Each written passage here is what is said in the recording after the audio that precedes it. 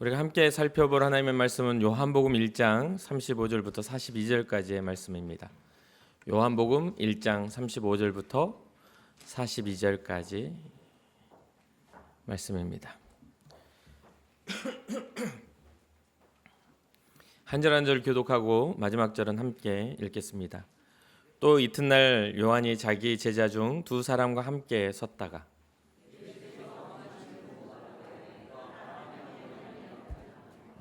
두 제자가 그의 말을 듣고 예수를 따르거늘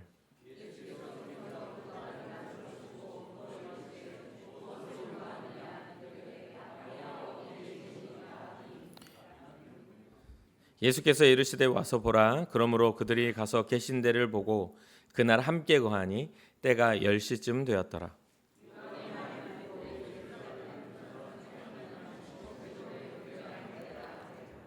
그가 먼저 자기의 형제 시몬을 찾아 말하되 우리가 메시아를 만났다 하고, 메시아는 번역하면 그리스도라. 데리고 예수께로 오니 예수께서 보시고 이르시되 네가 요한의 아들 시몬이니 장차 게바라 하리라 하시니라. 게바는 번역하면 베드로라. 아멘. 우리가 삶을 살다 보면 인생의 삶에서 중요한 것들이 있지만 그 중요한 것 중 하나가 만남입니다. 누구를 만나느냐에 따라서 굉장히 결과가, 삶의 질이 결정되는 것들을 보게 됩니다. 좋은 스승을 만나면 학문의 길이, 또 때론 지혜의 길이 열리기도 하고, 좋은 배우자를 만나면 평생 행복한 그런 가정과 행복이 결정되기도 하죠. 또 좋은 친구를 만나면 좋은 친구는 삶에 큰 위로가 됩니다. 그렇죠? 힘이 들 때나 눈물 날 때나 그 친구가 같이 기뻐해주고 같이 울어주고 여러 가지 그런 일들이 있죠. 그러나 우리 인생에서 가장 결정적인 만남이 뭐냐고 저에게 묻는다면 예수님을 만나는 일이라고 저는 말해주고 싶습니다. 우리의 인생에 있어서 만나는 만남은 그 한계와 길이가 정해져 있지만 우리의 인생을 영원토록 가치 있게 변화시키시는 분이 우리 주님이시기 때문에, 그리고 우리는 단지 육체만 입고 사는 인생이 아니라 우리의 영에, 우리에게 예비된 하나님의 나라의 그런 본향을 향하는 삶이기 때문에 우리의 삶에 예수 그리스도가 만나지는 그런 은혜가 보이기를 주님으로 축복합니다. 오늘 본문은 예수님께서 공생애를 시작하시면서 첫 제자들을 부르시는 장면을 담아내고 있습니다. 이 짧은 이야기 안에는 복음의 핵심이 들어있고, 또 우리가 어떻게 주님께 나아가야 하는지, 또 우리가 세상을 향해 어떻게 주님을 만난 후 그들을 초청해야 하는지, 그것들에 대해서 담겨 있습니다. 오늘 말씀을 통해서 우리를 부르시는 주님의 음성을 들을 뿐만 아니라 주님의 음성을 들은 우리, 은혜를 받은 우리가 은혜를 나눌 수 있는 그런 결단이 일어나는 시간이 되기를 바라봅니다. 35절과 36절은 세례 요한이 이제 이야기를 하죠. 또 이튿날 요한이 자기 제자 중 두 사람과 함께 섰다가 예수께서 건의심을 보고 말하되 보라 하나님의 어린 양이로다.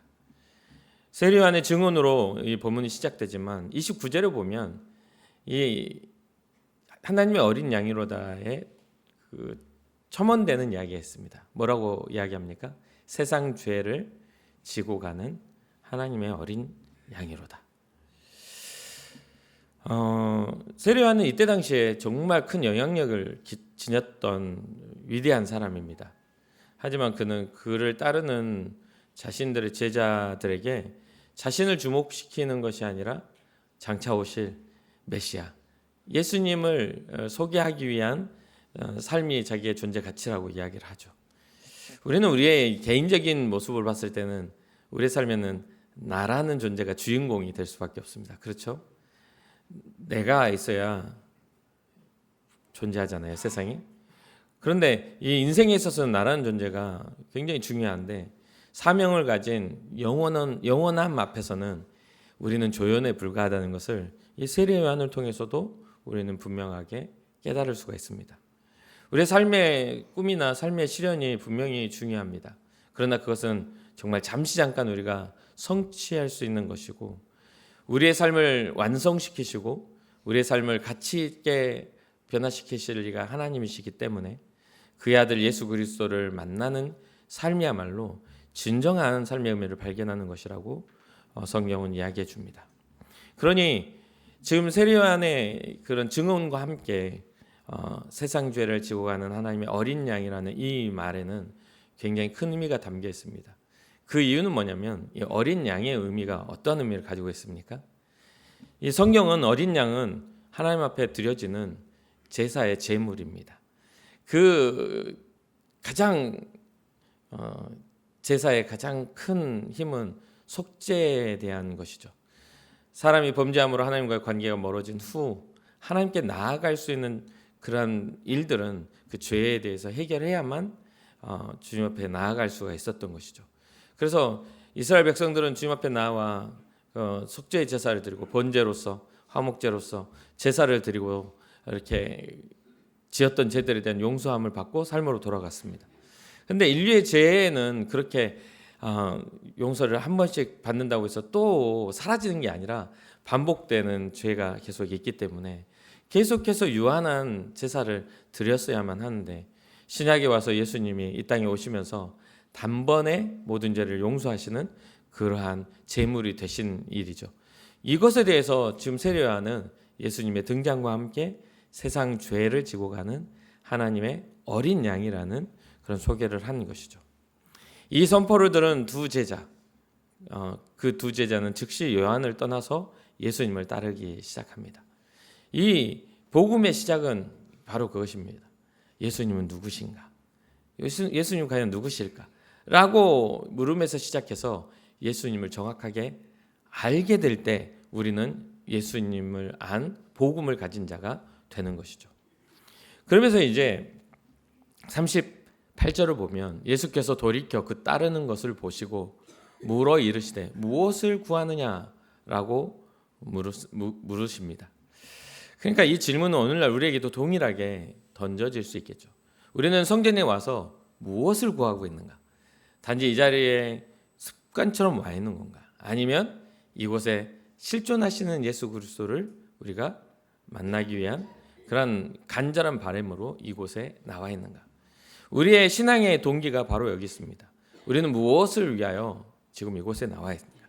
이 질문을 동일하게 주님이 우리에게도 하고 계시는 거죠. 여기에는 무슨 뜻이 있겠어요? 두 제자가 오는 것은 너희는 왜 나를 따라오는 거야? 너희 마음속에 깊으면서 원하는 게 뭐니? 나를 따라오는 그 이유가 뭐야? 라고 묻고 있는 겁니다. 그러니까 제자들이 랍비여 어디 계시오니까 라고 대답합니다. 이거는 어떤 거처를 묻는 것이 아니라 주님께 함께 머물며 더 깊이 교제하고 싶습니다. 당신은 지금 어디에 머무르십니까? 우리가 그곳에서 당신을 더 알기를 원합니다. 이러한 뜻으로 지금 제자들이 이야기를 합니다. 그때 39절에 예수님께서 이르시되 내가 있는 곳에 와서 보라. 와서 보라고 말씀하십니다. 어디에 머물고 계십니까? 근거지가 어디십니까? 라고 물음에 내가 있는 곳을 와서 직접 너희가 나와 함께 교제하자. 오라는 것은 초청입니다. 그렇죠? 내게로 와라고 초청을 합니다. 이 초청에는 뭐가 있어요? 거리를 두지 말고 주님께 가까이 가는 친밀감을 의미합니다. 내 곁으로 가까이 와서 면밀히 나를 살펴라 라고 하는 것이죠. 그리고 거기에는 주님의 깊은 사랑이 담겨 있습니다. 배려가 담겨 있습니다. 언제나 계속해서 제가 강조하겠지만 평생 강조하고 살겠지만 우리가 주님께 나오는 것은 주님이 주님의 곁을 우리에게 내어주셨기 때문에 우리가 나올 수 있는 겁니다.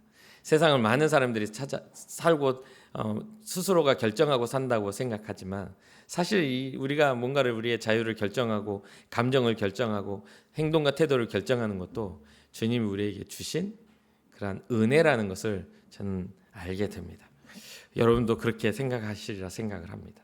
물론 동의하지 않으실 수도 있겠지만 주님의 곁을 우리에게 내어주셨기에 우리가 주님께 나옵니다. 지금 이 상황도 마찬가지입니다.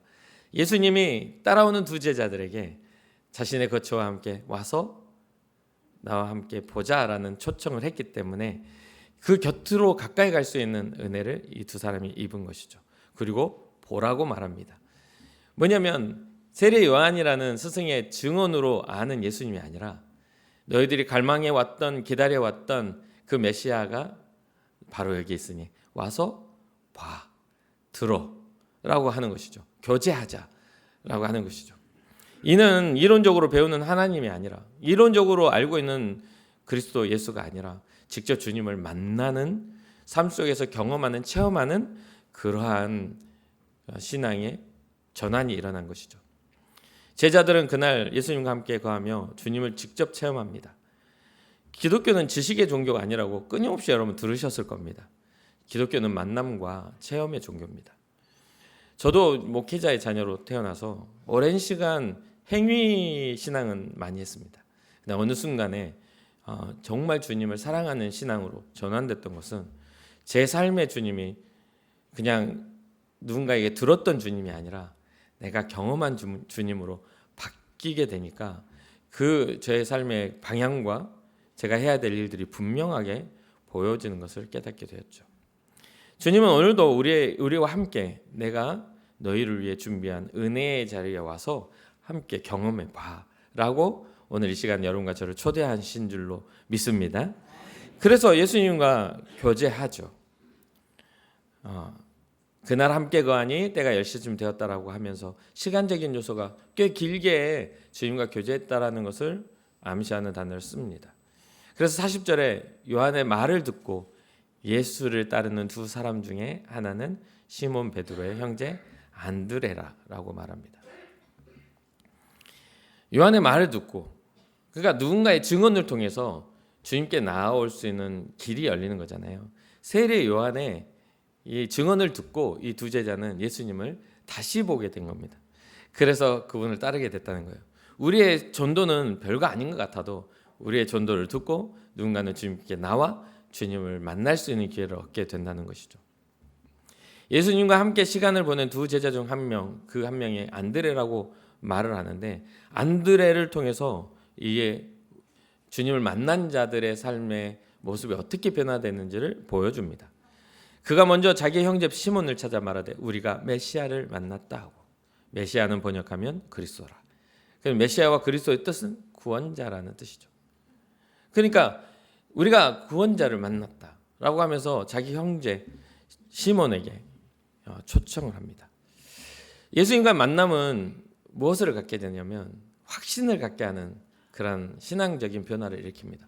여전히 교회를 다니는데도 확신과 누군가에게 초청하는데 담대함이 없다는 것은 우리가 주님을 만나지 못한 증거이기도 합니다. 그럴싸하게 소개하는 것이 아닙니다. 내 안에 확신으로, 내 안에 담대함으로 나아갈 수 있는 것은 예수님이 살아계시다, 예수님 실존하시는 그 하나님이시다라는 그 믿음이 생겨야 되는데, 이 체험보다 더 큰 믿음을 주는 것은 없습니다.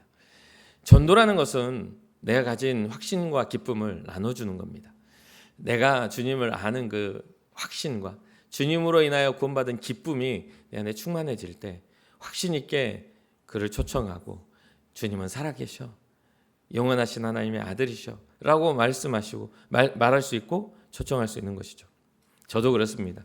제가 만난 예수님이 너무 좋기 때문에, 제가 만난 그분 정말 사랑하는 주님이시기 때문에 그러한 것들이 제 삶의 방향과 결정을 할 수가 있는 것이죠. 그러면서 전도할 수 있는 그런 용기도 생겨납니다.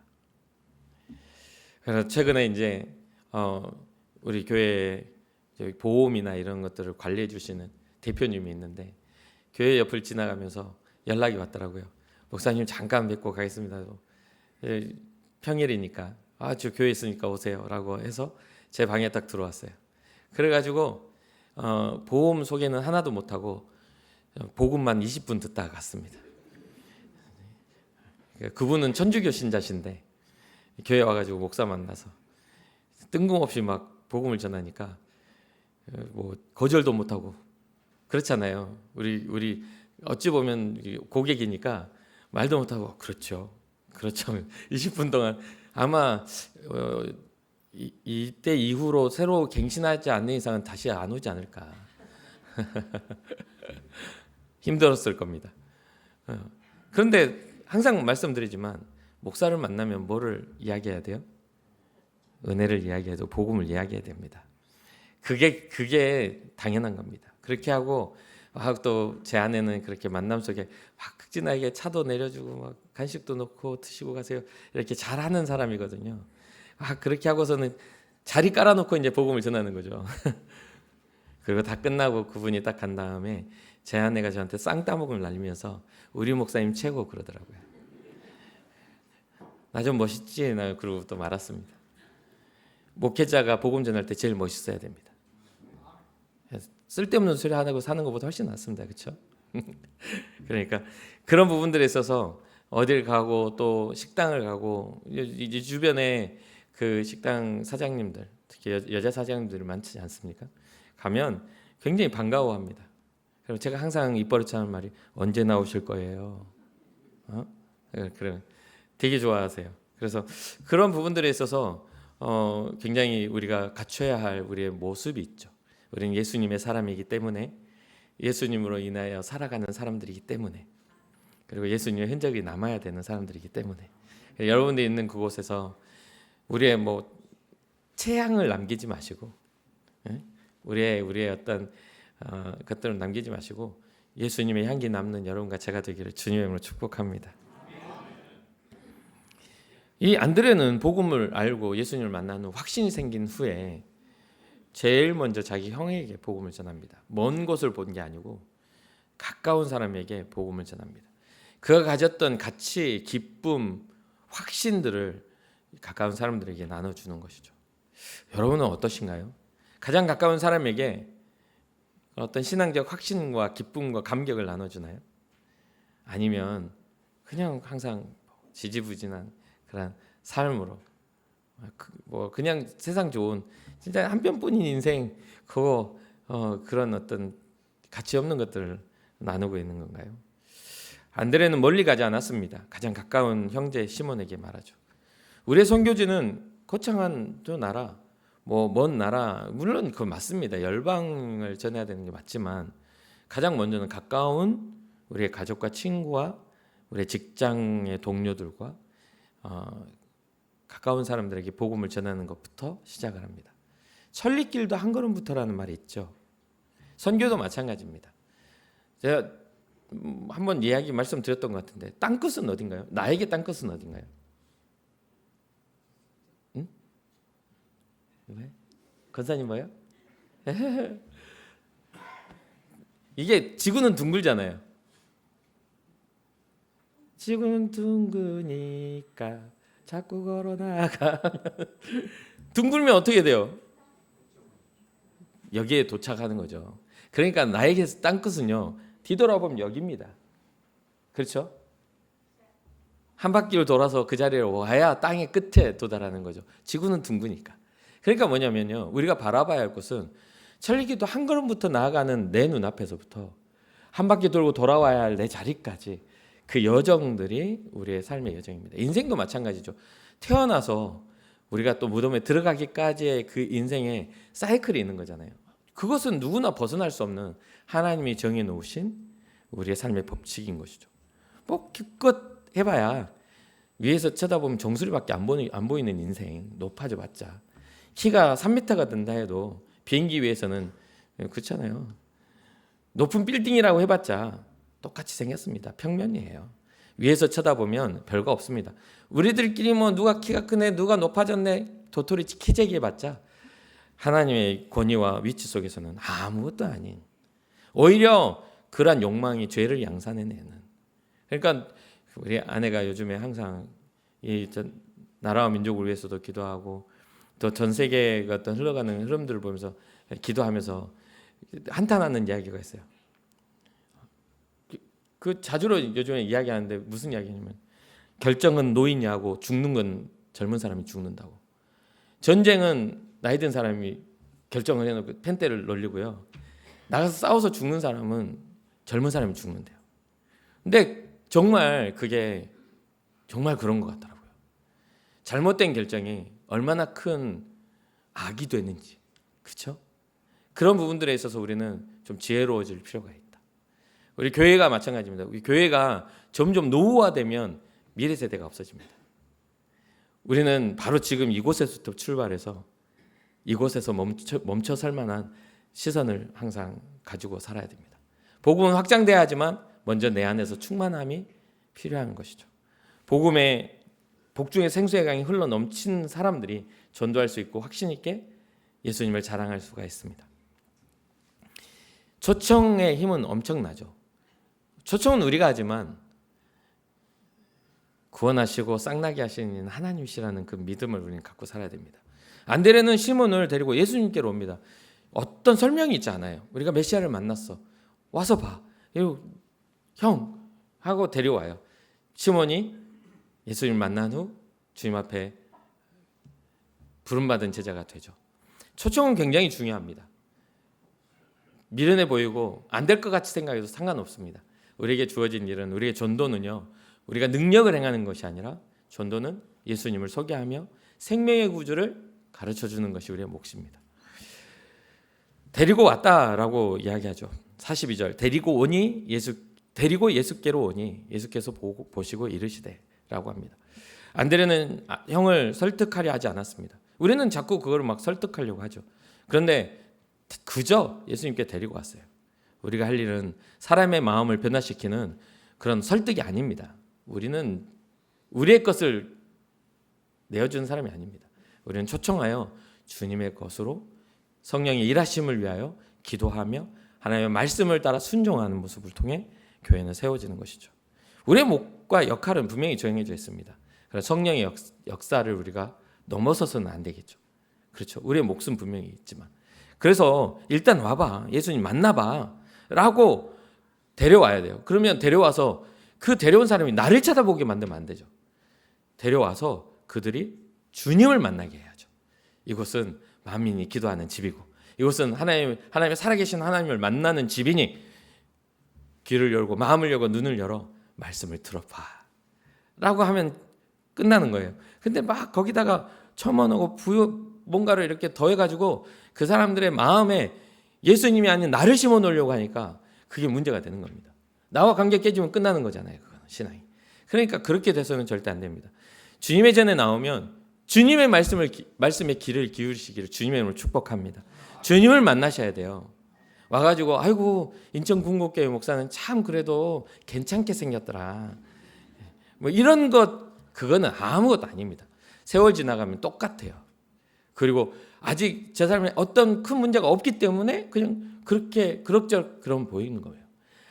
이번에 뭐 이렇게 어떤 사진이나 이런 걸 보면 아주 멋있게 생겼던 사람들이 아주 삐쩍 야인 그런 사진들이 막 이렇게 비교돼서 올라오는데, 러시아 우크라이나 전쟁에 우크라이나 참전 용사들이라고 해가지고 이게 짤이 나오는데 아주 잘생기고 멋있었던 그 사람들인데 전쟁터에서 5년 동안 그러고 사니까 뼈만 앙상하게 남아가지고 사람을 못 알아볼 정도로 완전히 망가져 있는 모습들을 보게 됩니다. 우리의 삶에 큰 변화가 없기 때문에 우리는 괜찮게 살아가는 겁니다. 하나님의 은혜가 있기에, 우리를 지키시고 보호하시는 은혜가 있기에 그렇게 되는 것이죠. 마찬가지입니다. 우리의 삶에 더 나은 미래를, 더 나은 가치를 얻으시려면 우리의 삶을 변화시키시고 복되게 하시는 예수 그리스도를 만나시기를 주님으로 축복합니다. 그러게 되면 오늘 본문에 정말 제가 이 말씀을 묵상하면서 감동하기도 하고 소름 끼치도록 놀라운 그 말씀의 구절이, 여러분은 그냥 읽으셨겠지만 42절에 이르시되 내가 요한의 아들 시몬이니 장차 게바라 하리라. 하시니라, 게바는 번역하면 베드로, 반석이란 뜻이죠. 게바는 반석이란 뜻인데, 이게 왜 그러냐면요, 나중에 예수님이 십자가에 달려 죽으신 후 부활하신 후에 3번 부인하고 주님 앞에 자신감 없게 이렇게 있는 베드로를 찾아가 가지고 뭐라고 부르시냐면 요한의 아들 시몬아, 네가 나를 사랑하느냐 라고 부르십니다. 근데 네가 요한의 아들 시몬이니 라고 첫 만남에서 요한의 아들 시몬이라는 지칭을 해놓고 나중에 회복하실 때에도 요한의 아들 시몬아, 그 근본과 본질적인 것들을 이미 내가 너를 알고 있으니 내가 너를 붙잡는 거야. 내가 너를 용서하는 거고 내가 너를 쓰는 거야 라고 처음부터 이야기하십니다. 그러면서 게바를 베드로라 하는 이름으로 이렇게 부르시며 그 이름의 의미와 함께 가치를 다르게 하시는 그런, 예수님을 만나는 순간 우리의 삶의 가치가 변화된다는 것을 우리는 잊지 말아야 됩니다. 그러니까 가깝지 않고 친밀하지 않으니까 자랑도 잘 안 되는 거잖아요. 그렇잖아요. 제가 오늘 이제 뭐 그냥 이거 여담입니다. 원래 설교에 준비되어 있지 않는 건데 저도 가끔 우리 아이들 이야기를 하잖아요. 우리 아이들 아닌 다른 청년 이야기를 좀 하렵니다. 이게 용서해 주시고, 우리 애들은 말도 안 해줬으면서 막 질투하지 마시고. 이제 내일 모레 되면 이제 여림이가 미국을 갑니다. 이 미국 가기 전에는 별로 저하고 이렇게 그냥 뭐 송구영신 예배 때나 기도받으러 왔을 때 잠깐 이렇게 봤는데 지난번에 송구영신 예배 때 기도해주고 13일 날 가니까 오늘 11일이잖아요. 그래서 이제 기도해 주게 줄 테니 같이 오세요 해가지고 오늘 얼굴을 그래도 여기 와서 제일 오랫동안 얼굴 쳐다보는데 꽤 이쁘게 생겼더라고요. 왜 우리 문장로님이 사랑하는지 알겠어. 우리 원로 장로님이 왜 예뻐하는지 알겠어요. 항상 그 몸에 보여주는 모습도 사랑스러운 그런 모습들을 가지고 있고, 그래서 사람은 자기 몸에서 사랑이 난다고 그런 것들이 가지고 있어요. 그런 부분들을 보면서 생각을 합니다. 어떤 생각을 하냐면, 하나님 그 먼 곳에 가서도 주님이 동행해 주시기를 원합니다. 이야기 중에서도 그런 생각들이 막 돌아갑니다. 그런 부분들 이제서야 좀 더 가깝게 친밀하게 보며 기도의 제목을 마음에 새깁니다. 가까워져야만, 더 친밀해져야만 더 구체적인 기도, 교제를 통해서 더 구체적인 스토리가 나오는 겁니다. 예수님과의 스토리도 마찬가지죠. 멀리 있으니까 확신이 없는 겁니다. 주님과 가까워져야만, 주님을 경험해야만 확신과 함께 자신 있게 내가 메시아를 만났다 초청할 수가 있는 겁니다. 우리가 왜 전도를 못하냐면 그런 확신이 없기 때문에 그렇습니다. 우리가 왜 예수님 자랑되어지지 않냐면 주님과의 관계가 가까워지지 못했기 때문에 그렇습니다. 하나 제가 소망하는 것은, 여기서 제가 이야기하지만 유명해지기 전에 여림이 그림 하나를 제가 얻는 것이 유명해지기 전에, 아직 파릇한 새싹일 때 어떻게 잘 꼬셔야 되는데 나중에 유명해지면 어렵잖아요. 그런 겁니다. 우리의 삶의 친밀함이라는 건 그런 겁니다. 주님을 가까이 하셔서 주님이 다시 오시기 전에 우리가 후회하지 않게, 제 이름의 주님이 오셔서 우리에게 질문하실 때 담대하게 주님, 제가 믿음으로 걸었습니다. 제가 주님을 사랑했어요. 주님이 주신 삶에 감사를 가지고 살았습니다라고 감격할 수 있는 그런 신앙이 돼야 되지 않겠습니까? 사랑하는 성도 여러분, 오랜 시간 동안에 함께 교제하고 친밀해진 것이 익숙함이 상대에 대한 허술함이 되지 않기를 바랍니다. 교회인으로서 10년, 20년, 30년 동안 교회를 다녔기 때문에 예배가 소중해지지 않아져 버리면 안 돼요. 예배를 소중하게 여기셔야 돼요. 주님을 만난 이 시간을 소중하게 여겨야 됩니다. 더 이상 긴장감 없이 주님 앞에 나오는 것들이 너무 익숙하고 너무 쉬워져가지고 그냥 의뢰 드리는 썬데이 크리스찬으로 살아가서는 안 됩니다. 제가 오늘 아침에 새벽 일찍 4시에 나오는데 우리 큰딸이 이제 캐나다에서 미국으로 넘어가 워킹 홀리데이가 끝나고 이제 오기 전에 한 10일 정도 미국에 있다가 온다고 그러면서 여러 가지 감사를 막 올렸더라고요. 저한테 아빠 덕분에 이렇게 캐나다도 와보게 되고 아빠 덕분에 뭐 하면서 감사해줬고 막 이렇게 쓰는 거예요. 그래서 긴장된다고, 이제 돌아오는 그 시간이 긴장된다는 거예요. 2년 동안 이제 거기서 일하면서 이제 그런 문화를 영어로 이렇게 배워가는 과정이었으니까. 그러니까 그러면서 긴장된다 하길래 제가 그랬어요. 아빠도 매 주일마다 긴장된다. 그래서 새벽에 일어나서 준비하고 나오는 거야. 아빠는 계속 그렇게 긴장이 되세요? 나한테 물어보는 거예요. 저는 여전히 설렙니다. 우리 주님을 만나는 시간들이 설레고 예수님을 사랑하는 마음이 시간이 갈수록 더 깊어지는 것 같습니다. 여러분들 어떠신가요? 주님은 실존하신 하나님이시고 우리의 죄를 담당하시고 우리의 아픔을 대신해 주신 분임을 잊지 마시기 바랍니다. 오늘 말씀을 통해 요한복음 1장 오늘 본문은 세 가지의 중요한 원리를 우리에게 가르쳐 줍니다. 첫 번째는 예수님 우리에게 하나님의 어린 양으로서 우리의 죄를 짊어지고 가신 우리의 구원자이신 것. 두 번째는 주님은 우리를 향해 언제나 와서 보라 하시며 우리의 삶을 주님 앞으로 초청하고 계신다는 것. 가까이 와서 나를 경험하고 나의 사랑을 경험하고 아버지의 뜻을, 하나님의 뜻을 알기를 원한다라는 따뜻한 초대가 주님 앞에 언제나 있다는 것. 마지막으로는 진짜 그 초대를 받아서 주님과 친밀해진 사람은 절대로 이 선한 가치를 침묵하고 있을 수가 없습니다.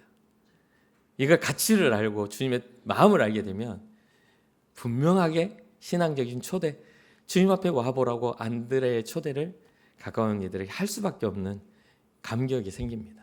그러니 여러분 작은 초청이라도 여러분 가까운 사람들에게 와서 보고 생명의 구주, 세상이 너무 시끄럽고 어지럽잖아. 성경이 그런 것들을 다 경고하고 우리를 구원하시겠다는 구원의 약속까지 있으니 주님 앞에 나와 우리가 평안을 얻자라고 말할 수 있는 여러분과 제가 되기를 주님의 이름으로 축복합니다. 잠시 기도하겠습니다.